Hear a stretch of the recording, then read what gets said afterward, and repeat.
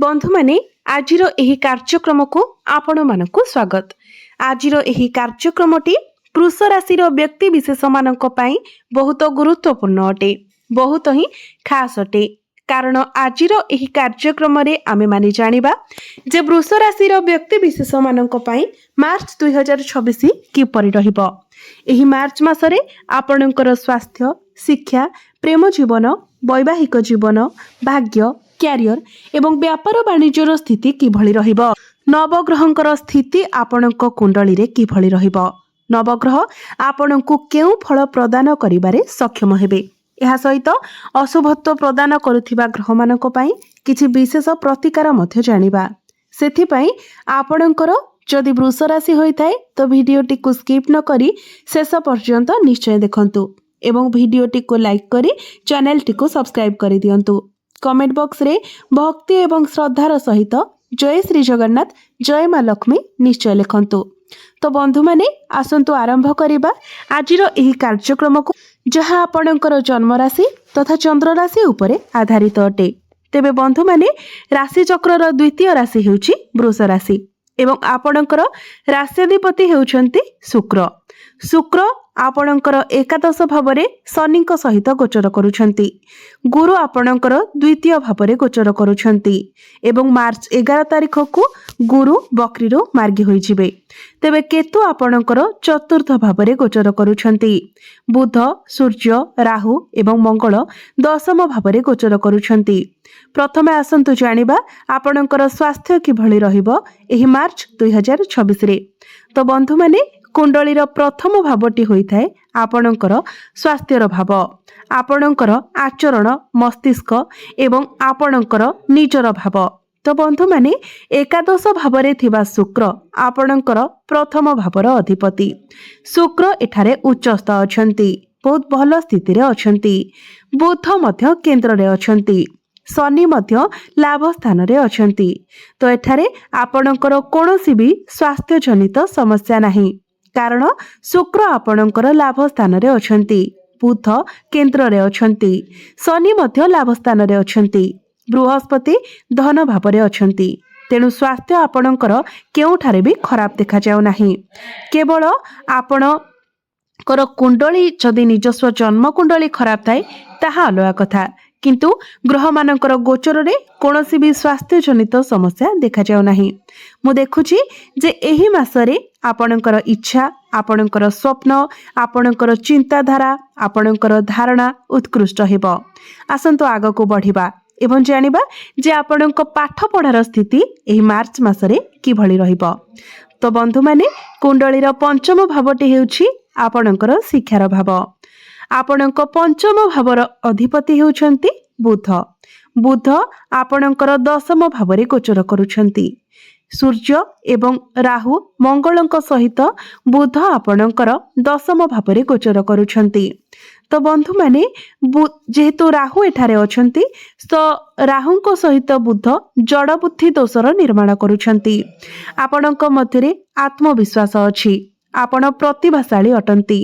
शनि एवं शुक्र पंचम घर को दृष्टि देउछंती, जहा फलरे आपणक मध्यरे बुद्धिमता रहुछि, ज्ञान रहुछि। तो परीक्षा जदि एही समय आपणकर किछि एग्जाम अछि तो एग्जाम आपणक पई भल रहिबो, किंतु केतेक समय बुध एवं राहु आपणक मध्यरे जो जड़ बुद्धि दोषर निर्माण करुछंती सेथिपाई किछि समस्या सृष्टि करि पारंती। आपण अत्यधिक आत्मविश्वासी हुअंतु नाही। मोर परीक्षा अछि, परीक्षा मोर निश्चित भावरे भल हेबो, मु देखि नेबी, मोर एते पाठ पढ़िबा आवश्यक नाही, मु निश्चित भावरे पास करिबी।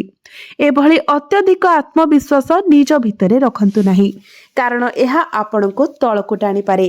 परीक्षा समय आपण पाठ पढ़ारे ध्यान देबा उचित। आपण परिश्रम करबा उचित। निज भितरे अहंकार को त्याग करंतु, कारण बुध एवं राहु आपणक मध्यरे एही जड़ बुद्धि दोष कारणरू एसबु अहंकार आनिबे। तो जेते पारिबे एही अहंकार ठारू आपण दूरे रहंतु। एही मासरे आपण बुद्धिमान रहिबे, आपणकर माइंड शार्प रहिबो, कारण मु देखि पारुछि जे आपणक मध्यरे सेही शक्ति रहिबो जहाँ आपणकर अध्ययन को उन्नत बनाइब। एवं जदि आपणकर कौनसी प्रश्न अछि जे आपणकर पाठ पढ़ार स्थिति आपणकर जदि किछि पाठ पढ़ारे किछि स्टेप नेबा पई चाहुचंती किछि एडमिशन फॉर्म फिलअप करबा पई चाहुचंती तो ताहा मध्य आपण करि पारिबे। आपणक पई मार्च मासटी बहुत भल रहुछि। एबे आसंतु जानिबा आपणकर प्रेम जीवन किभଳି रहइबो एही मार्च 2026 रे। तो बंधु माने पंचम भावटी आपणकर शिक्षार भाव हेबा सहित पंचम भावटी मध्य होइथाय आपणकर प्रेम जीवनर भाव एवं संतानर भाव। तो मु कहि सारी जे आपणक पंचम भावर अधिपति बुध राहुंक सहित गोचर करुछंती। शुक्र आपणकर एकादश भावरे गोचर करुछंती। तो प्रेम जीवन आपणकर भल रहिबो किंतु केतेक समय बहुत छोट छोट कथारे मध्य आपणक मध्यरे भूल बुझामणा होई पारे कारण राहु शुक्रंक ठारू द्वादश भावरे गोचर करुछंती। शुक्र एठारे अछंती किंतु बुध शुक्रंक ठारू द्वादश भावरे बसिछंती। तेणु केतेक समय एपरी परिस्थिति आसी पारे जे तुम भितरे सब किछि ठीक चलीथिबो तुमे भेटिबा पई योजना करिथिबो किंतु हठात करी कोनोसी ना कोनोसी कारणरू आपणक मध्यरे दूरता आसी जिवो। आपणक मध्यरे कोनोसी ना कोनोसी कथा को नेकी झगड़ा मध्य होई पारे। तो बंधु माने यह दर्शाउछि जे आपणक मध्यरे भल पाइबा अछि फीलिंग्स अछि वाइब्रेशन अछि आपणक मध्यरे सब किछि ठीक चलीछि किंतु एपरी किछि घटुछि जहा आपणक मध्यरे झगड़ा सृष्टि करूछि। यह एथिपाई घटुछि कारण बुध एवं शुक्र परस्पर ठारू द्वादश भावरे गोचर करुछंती एवं राहु मध्य बुधंक सहित गोचर करुछंती। तेबे 22 किंबा 23 मार्च पर्यंत आपणक सहित एभଳି रहिबो तापरे आपणक मध्यरे सब किछि ठीक होई जिवो। जदि मोटामोटी भावरे देखिबा तो प्रेम जीवन आपणकर 70% भल रहिबो आ 30% आपणक मध्यरे मिसअंडरस्टैंडिंग होई पारे। एबे आसंतु जानिबा आपणकर वैवाहिक जीवन किभଳି रहिबो एही मार्च 2026 रे। तो बंधु माने कुंडलीर सप्तम भावटी होइथाय आपणक वैवाहिक जीवनर भाव आपणक जीवन साथीर भाव। तो आपणकर सप्तम भावर अधिपति हेउछंती मंगल। मंगल आपणकर दशम भावरे गोचर करुछंती। मंगल एठारे बहुत भल स्थिति रे अछंती निश्चित भावरे शत्रु राशि रे बसिछंती एवं अंगारक दोषर मध्य निर्माण करुछंती। तो वैवाहिक जीवन आपणकर ठीक अछि किंतु आपणकर जीवन साथी पुरुष हुंतु किंबा महिला से टिके निजर क्यारियर रे व्यस्त रही पारंती कोनोसी स्थान रे से आपणको समय न देई पारंती। तेणु आपण ए सब टिके एडजस्ट करबा पई चेष्टा करंतु। वैवाहिक जीवन आपणकर ठीक रहुछि किंतु जदि मो आपणको व्यवहारिक भावरे बुझाइबे तेबे वैवाहिक जीवन रे जे शांति एवं भाव प्रवण रहिबा उचित ताहा रहिबो नाही कारण आपणक जीवन साथी कोनोसी काम को नेकी व्यस्त रही पारंती किंबा अन्य कोनोसी कारणरू तांकर मनोभाव टिके भिन्न होई पारे जहा प्रकृत रे आपणको टिके खराब लागि पारे। किंतु मु कहिबि नाही जे वैवाहिक जीवन खराब रहुछि मु एठारे जहा देखुछि तो एई भली किछि छोट छोट काम को नेकी बिजी रहिबा कारणरू से आपणको टिके टाइम न देई पारंती जहा आपणकर माइंड को डिस्टर्ब करि पारे। आपण छोट छोट कथारे मनोभाव परिवर्तन करि पारंती टिके एग्रेसिव होई पारंती तांको मध्यरे आपण टिके चंचल स्वभाव मध्य देखि पारंती। तो ए सब को जदि आपण एडजस्ट करि नेउछंती तो सब किछि ठीक ठाक रहिबो। एबे आसंतु जानिबा आपणकर भाग्य आपणकर कैरियर एवं आपणकर बिजनेस किभଳି रहिबो एही मार्च 2026 रे। तो बंधु माने कुंडलीर नवम भावटी होइथाय आपणकर भाग्यर भाव एवं दशम भावटी होइथाय कैरियर भाव। तो आपणक भाग्य भावर अधिपति हेउछंती शनि। शनि आपणकर लाभ स्थान रे गोचर करुछंती जहाकी बहुत भल संजोग सृष्टि करुछि कारण लाभ भावरे रही आपणकर भाग्य भावर अधिपति शुक्रंक सहित एक बहुत भल संजोग सृष्टि करुछंती।